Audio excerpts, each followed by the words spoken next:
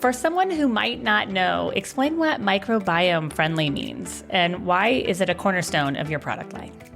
I'm very passionate about the whole microbiome science because microbiome, it is an inseparable part of our skin. We cannot speak about our skin without speaking of microbiome, like we cannot speak about our health separately from microbiome. So when we care about the skin, we should care about the microbiome because our body delegates work to microbiome. So if skincare is damaging microbiome or simply doesn't care, it diminishes all results in the skincare. So I believe that every product should be microbiome friendly and support the microbiome health. I'm Melanie Barr. Welcome back to the She Built It podcast, your go-to place to empower you to live the life and business that you crave. I'm here to talk about everything from having the courage to make life and career leaps to the details of how to lead effectively, create successful teams, implement strategies for growth, and infuse tech innovation. I'm here to celebrate your wins and navigate through your challenges. I live in the city now, but I grew up in a town of 1,000 people. I've navigated major life leaps, a senior-level corporate career, worked in professional sports, and now as a successful entrepreneur who loves business, technology, family, and making meaningful connections with you and the She Built It community. I also love a good workout and dose of self-care. Magic happens when we focus on the part of ourselves and our business that brings us joy. So turn up the audio, open your favorite notes app, grab your favorite drink, and here we go. Welcome back to the She Built It podcast. Thank you for joining us. What inspired you to create your business? Tell us about it, and how has your background as a dermatologist shaped your brand's philosophy? Thank you so much for the question. As a dermatologist, I specialized in the cosmetic safety and worked as a cosmetic safety expert. I was invited by big professional brands like Talgo and Swiss brand Cosmet to train the training team and to accomplish international trainings. And one day I came with an idea to use peptides and probiotics in the skincare because with my safety expert mindset, for the first time in my life, I've seen ingredients which have been even more efficient than traditional ingredients, but so much safer. But no one believed in this idea, and I was so disappointed because I said, it is genius. That's the future of skincare. So I was stubborn enough. For someone who might not know, explain what microbiome-friendly means and why is it a cornerstone of your product line? I'm very passionate about the whole microbiome science because microbiome, it is an inseparable part of our skin. We cannot speak about our skin without speaking of microbiome, like we cannot speak about our health separately from microbiome. So when we care about the skin, we should care about the microbiome because our body delegates work to microbiome. So if skincare is damaging microbiome or simply doesn't care, it diminishes all results in the skincare. So I believe that every product should be microbiome friendly and support the microbiome health. And there's so much skincare out there today that I am not sure takes as much care. I am happy that now microbiome becomes such a mainstream word, even if sometimes it's misused or even used for some commercial purposes. Because when I started in 2009, I've been speaking about the microbiome, and even dermatologists didn't get the idea. They've been like, oh my God, living bacteria in the cream? Are you joking? And now still few brands really, truly care about the microbiome, but it is a start. And I believe that probably in 2030, absolutely all brands and all skincare products will be microbiome friendly. And it will be a good thing. And I'm optimistic. Even now, it's probably only 10% of skincare brands really care about the microbiome, not for marketing, but for real purposes. It's so interesting. Your products are made in Switzerland. What is a process for developing formulas that are both effective and gentle? The process of developing a formula is exciting and nightmarish in the same time. And I'm a dermatologist. I'm not a cosmetic chemist. So I can speak about the formula development from my position because first I create the draft of the product based on my dermatological experience and my clinical experience. And after I am coming to our cosmetic chemist team, and before I launch the brand, I collaborate with many laboratories. And as a cosmetic safety expert, I knew people in the industry. And why I manufacture everything in Switzerland? Because the laboratory Cosmotech, which developed all our products since 2009, was the first laboratory who was really caring about cosmetic safety. I started with them as a cosmetic safety expert. And they are absolutely truthful in their quality control. And in the same time, they're very creative. And it is a rare combination of factors. So I come with them regularly with my crazy draft of the product, including some ingredients which appears on the market like 2 weeks ago. And I'm very excited about something new. And after, with a team of 6 amazing chemists, we work on the formulation. And very often, after we go to molecular biologists or geneticists to see how a product affects genes activity in the skin, obviously microbiologists to see how it works with microbiome and if it really can improve microbiome health. And so at the end of the day, it is a teamwork, and sometimes a dozen people are involved. And sometimes we are not agree with each other, so we're discussing. I remember with one product, we developed more than 70 prototypes, and I believe everyone hated me because I was just, no, guys, it's not what I really want.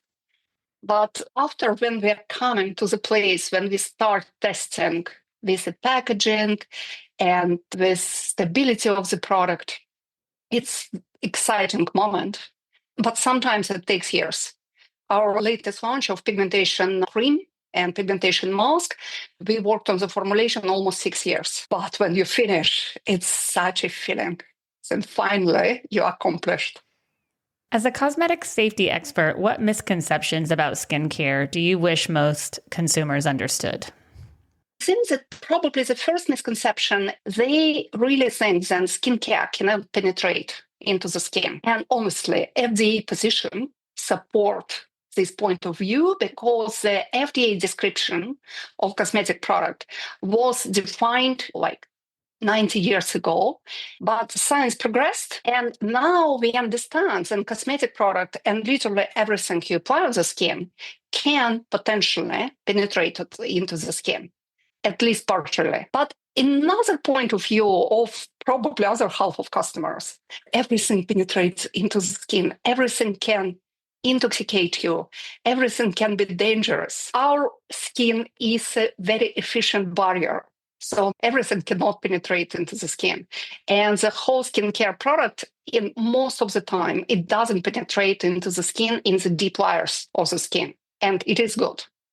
But on another side, we can make some ingredients of cosmetic products penetrate into the target layer. For example, when we are using peptides, we can make our skin cells produce more collagen.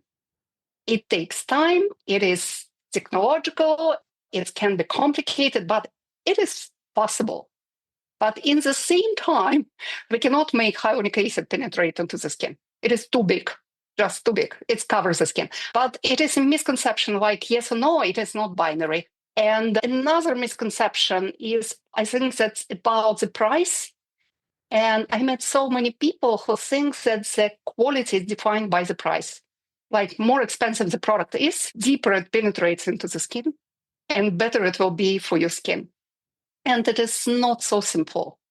Sometimes very affordable product can be really good for your skin.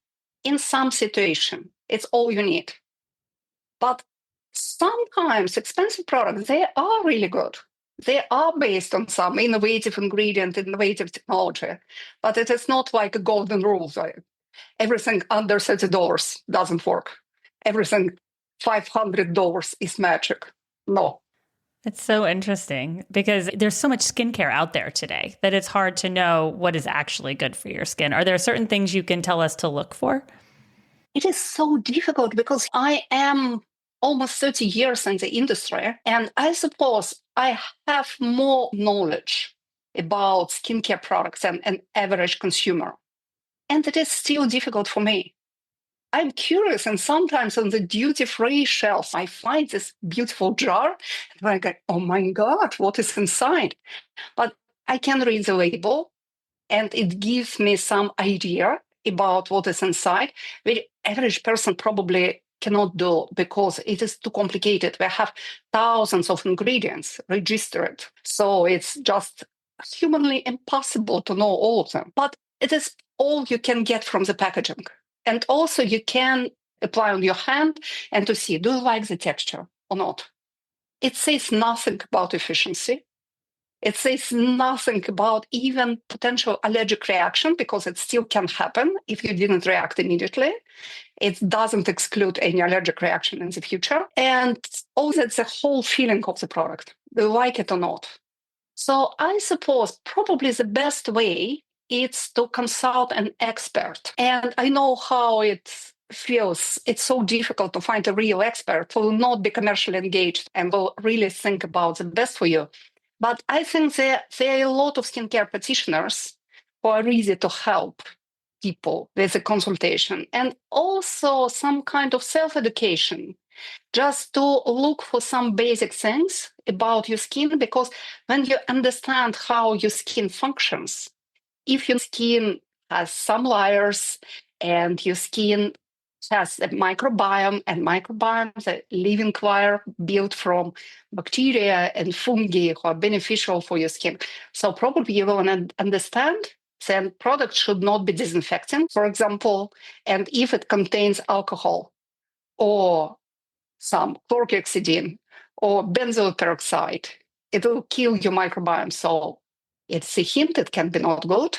And based on my experience in the industry, I love independent brands, honestly, because obviously I am a founder of independent brand.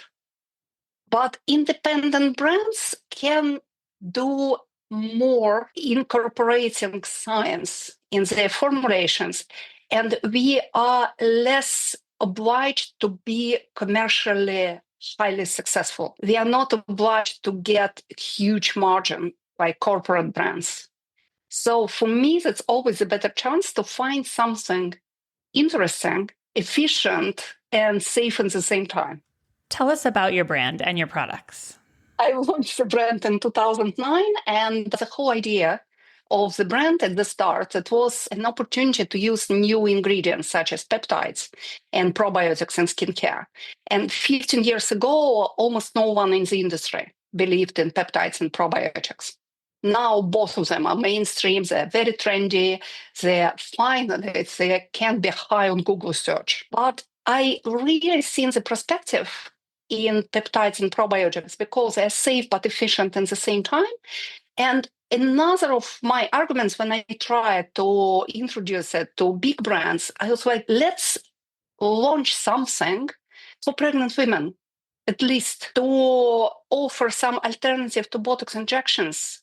Because in the pregnancy, you cannot get injections of Botox, but world changed.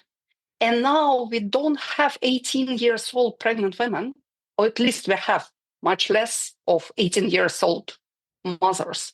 The average age of the first child in the UK, it's about 34. And in some countries, it's even higher. That's a whole category of women caring about their wrinkles already. And male founders, male marketing team. So they told me that pregnancy is such a niche. It's only 9 months. And I never will say only 9 months about the pregnancy. The longest 9 months in the human history. And it's still one of the core values of the brand to create pregnancy-safe products, because I believe that if products, it's not safe to be applied on the skin of pregnant women, we should not apply it on skin at all, except for medical reasons. So all our products, they are pregnancy safe. They are microbiome friendly because microbiome does at least half of work of the skin functioning. for our skin. And they're based on innovative ingredients such as peptides, prebiotics, probiotics, plant stem cells, mushrooms. I love mushrooms. I love to help skin to reveal real ability of the skin to function because it always looks beautiful. And it makes sense because if we think about our microbiome on the inside, why wouldn't we think about that on the outside? Exactly. And also they are so closely linked because it's a real axis between your gut microbiome and the skin microbiome and even with your brain. And skin and nervous systems are closely related. Embryologically, it is the same organ. Just a week of embryo development, it's separated on two organs. One becomes the skin, and another, it's like a tree contacting every cell in our body, becomes the nervous system. So skin care, it's actually nervous system care. And everything what you eat affects the skin, but everything what you do for your skin affects your health, your gut, your brain. So it's such an interconnectedness in the whole body function, which is absolutely amazing for me still. Yeah, so interesting.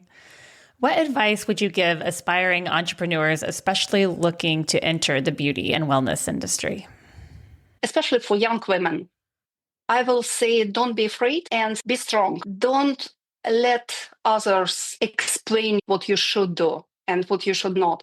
It is still very much patriarchal industry. Paradoxically, beauty industry looks like a female industry, but it is not in 100%.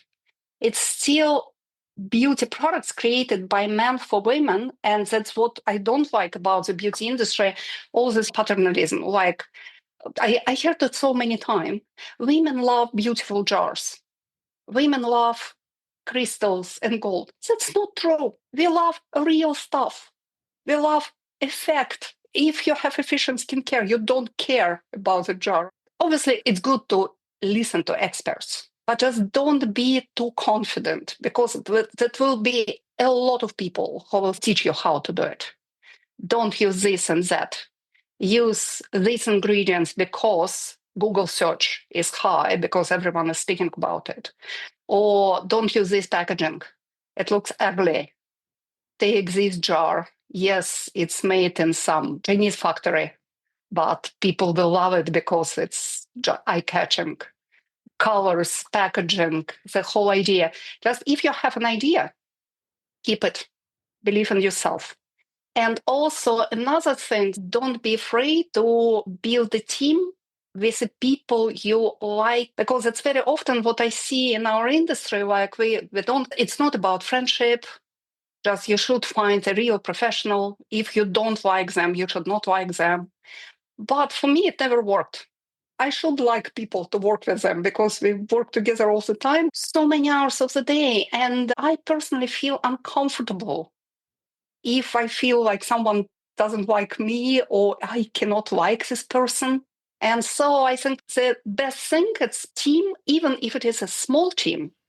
Such good advice.